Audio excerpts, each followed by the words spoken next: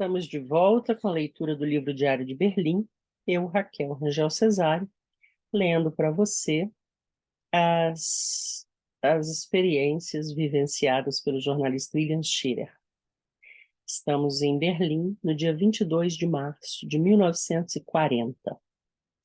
Neste dia, o Shirer escreveu em seu diário: consegui induzir Irving, da NBC, a salientar também o fato de que os correspondentes norte-americanos não visitaram todas as instalações da ilha de Sylt, e esta tarde o alto comando mostrou-se grandemente irritado comigo, exatamente pelas minhas referências a esse pormenor. Hoje é sexta-feira santa. As calçadas estão apinhadas. Impossível observar qualquer traço de contentamento na fisionomia dos transeuntes. Nestes últimos dias, o povo formou enormes filas às portas das confeitarias. Com que paciência os alemães são capazes de permanecer durante horas seguidas, sob a chuva, apenas para obter uma modesta ração de doces para a Páscoa. Durante a semana passada, a ração de ovos foi aumentada de 2 unidades. Esta semana, de 1.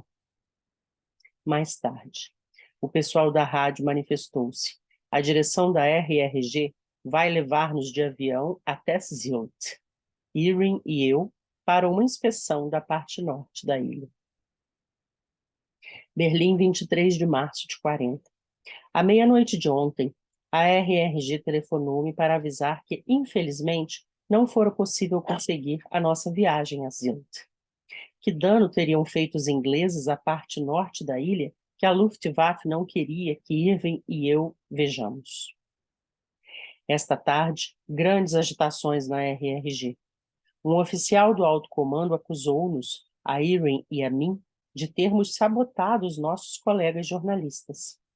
O oficial declarou que, depois das nossas irradiações de ontem, nenhum jornal americano quereria publicar as notícias fornecidas pelas agências telegráficas de acordo com as reportagens de seus correspondentes em Berlim sobre a visita a Sylt. No entanto, o fato é que os jornais alemães publicam o que escreveram os jornalistas americanos. É que isto constitui uma propaganda magnífica. Foi hoje anunciado que todos os sinos das igrejas devem ser fundidos e transformados em canhões. Na próxima semana, terá início uma coleta nacional, de casa em casa, destinada a reunir todos os objetos de estanho, níquel, cobre, bronze e outros metais de que a Alemanha sofre tamanha escassez. Ao mesmo tempo, as autoridades militares ordenaram a todos os proprietários de automóveis cujos carros estejam encostados pelas medidas de guerra, o que significa 90% de todos os automóveis do país, que lhes entreguem imediatamente as baterias. Pessoal, essa notícia de fundir todos os sinos das igrejas mexeu comigo, porque eu sou de uma cidade chamada Domingos Martins, no interior do Espírito Santo, uma cidade de colonização alemã. Foi colonizada em 1847, a partir de 1847, e lá, em fins do século XIX, foi construída a Igreja Luterana, que foi a primeira igreja não católica a ter torre no Brasil, num período em que religiões diferentes da religião católica podiam ser professadas, desde que em casas que não se parecessem com igrejas. Então, os alemães que então viviam lá na minha cidade burlaram essa regra e construíram uma igreja com aparência, com fachada de igreja, e vieram 3 sinos da Alemanha para aquela igreja. Eu não me lembro exatamente a data. Não sei se foi ainda no século XIX ou se já foi no século XX. Mas são sinos muito especiais na nossa cidade, o som deles é divino, e eu tenho uma relação afetiva com esses 3 sinos. Então, imaginar que todos os sinos das igrejas da Alemanha foram fundidos me faz pensar que estes poderiam ter sido fundidos também, né? Se a gente tivesse guerra aqui, e que bom que não foram. Da essa perspectiva próxima, a nossa a nossa proximidade afetiva com alguma pessoa, com alguma coisa, com alguma história, nos dá uma perspectiva muito diferente, né, dessa situação da guerra. Mas continuando a leitura do dia 23 de março. Amanhã é domingo de Páscoa. O governo adverte o povo para que se deixe ficar em casa, em vez de viajar, como nos anos anteriores, já que não circularão os trens extraordinários. Da mesma forma, nenhum automóvel particular poderá trafegar durante o dia.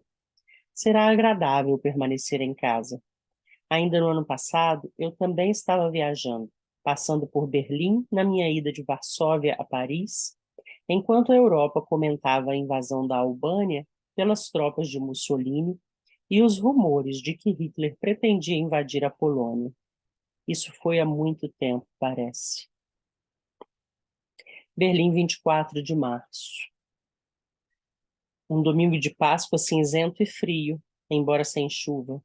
Cancelei meus compromissos com alguns amigos alemães, com os quais devia ter almoçado e tomado chá. Não conseguiria encarar um alemão hoje, embora sabendo que não se trate de um partidário de Hitler. Quis ficar só.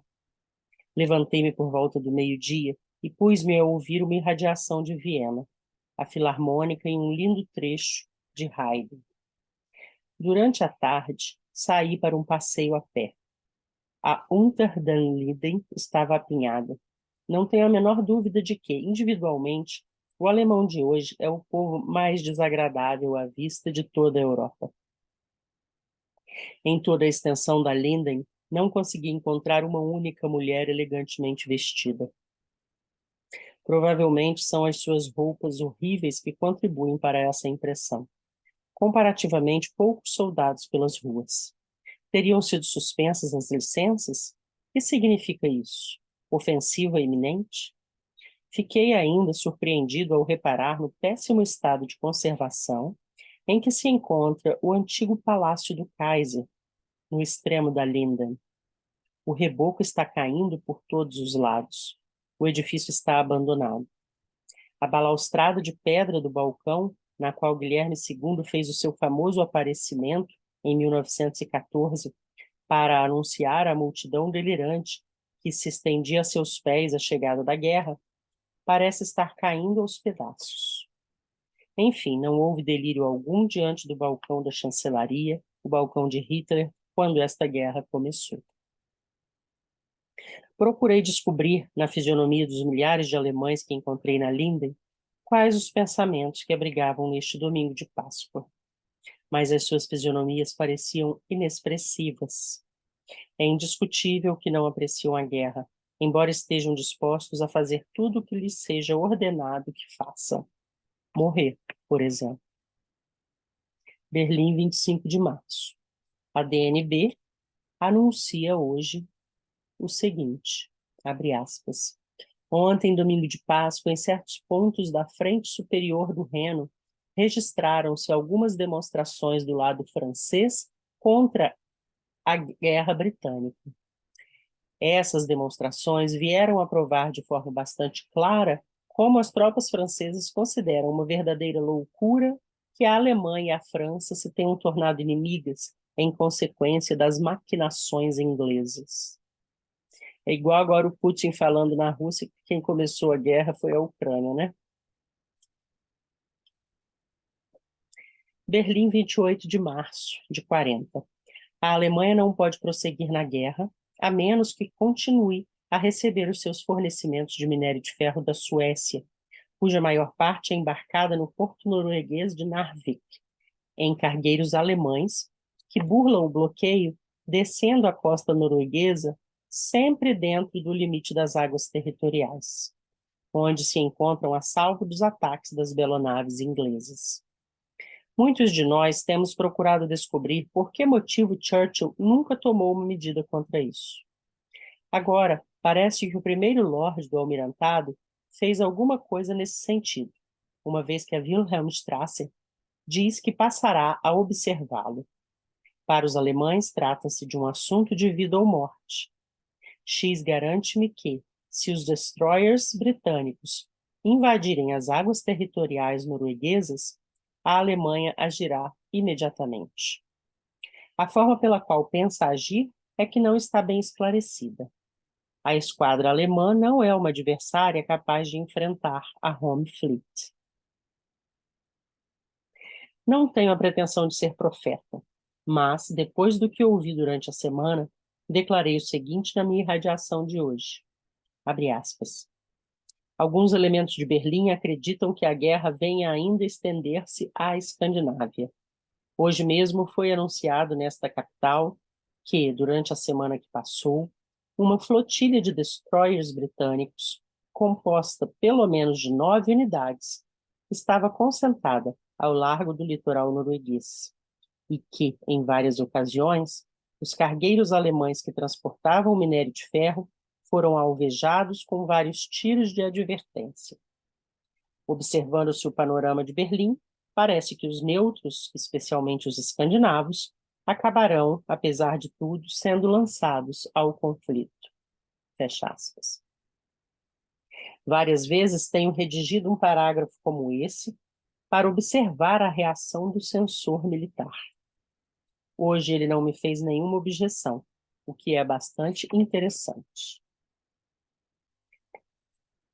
Você veja só, ele escrevendo coisas que, estrategicamente, para perceber a reação do censor e saber o que estava por trás. Inteligente, né? Berlim, 30 de março de 40. Ontem à noite, os nazistas lançaram o que supunham ser uma verdadeira sensação nos Estados Unidos. Hoje, já a coisa parece menos sensacional. Aliás, um magnífico exemplo da imprudência grosseira da diplomacia alemã. O Ministério do Exterior do Reich publicou um novo livro branco, contendo o que alega serem 16 documentos descobertos pelos alemães no Ministério do Exterior em Varsóvia. Ribbentrop afirma que se trata dos relatórios secretos de vários diplomatas poloneses. Os mais importantes são os enviados pelos representantes do governo de Varsóvia, em Londres, Paris e Washington. Esses documentos comprometem os embaixadores norte-americanos Kennedy, Bullitt e Bidle, sustentando que esses diplomatas, apoiados pelo presidente Roosevelt, foram dos que mais conspiraram para lançar a Alemanha à guerra. Embora pareça incrível que mesmo os alemães possam ser tão estúpidos, meus amigos do Ministério do Exterior afirmam que Ribbentrop está crente de que essas revelações virão colocar o presidente Roosevelt numa posição tão insustentável que a sua derrota nas próximas eleições, ou a derrota de seu candidato, desde que ele não se apresente, estaria antecipadamente assegurada. Baseado no forte sentimento existente nos Estados Unidos para que o país se conserve fora da guerra, Ribbentrop supôs que esses documentos, entre aspas, fortaleceriam sobremaneira a posição dos isolacionistas norte-americanos, convencendo o povo de que Roosevelt, bem como os embaixadores que nomeou, não apenas concorreram para deflagrar a guerra, como também têm feito todo o possível para arrastar os Estados Unidos ao conflito. Felizmente, as primeiras reações americanas são boas, ao mesmo tempo que a imprensa de Nova York sugere a hipótese de esses documentos serem falsos.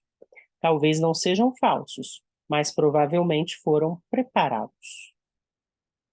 Mais tarde, uma das mais engraçadas invencionices que já vi desde há muitos anos é a que vem hoje estampada nos vespertinos berlinenses. Segundo a imprensa nazista, a publicação dos documentos poloneses caiu como uma bomba nos Estados Unidos. A conclusão que daí se tira é que Roosevelt recebeu um terrível golpe. O secretário de Estado Cordell Hull publica um desmentido oficial das alegações contidas nos tais documentos. A DNB procura explorar o assunto e sai-se com esta. Hull reprova os embaixadores americanos. Pura invencionice. O diabo é que certos homens, como Hum Fish e o senador Rush Holt, podem aproveitar-se dessa espécie de propaganda nazista na luta contra Roosevelt. Aliás, a DNB, num despacho de Washington, diz abertamente que o senador Holt concorda com o livro branco alemão. Ficamos por aqui, neste vídeo de número 60. Lembre-se de curtir, de comentar, de compartilhar este canal com seus amigos. Até a próxima.